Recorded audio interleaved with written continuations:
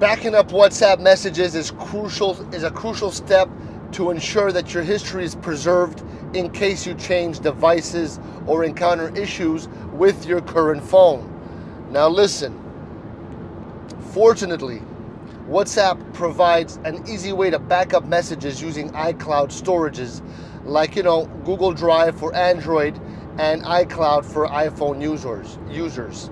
Now for Android, you got to open up WhatsApp and go to the settings menu. From there, click chats and then chat backup.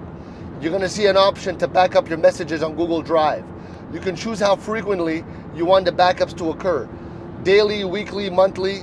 So decide whether, to include videos in your backup.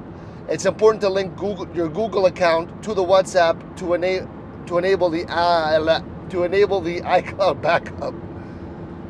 On iPhones, the process is similar. So go to settings in WhatsApp, tap on chats, and then select chat backup.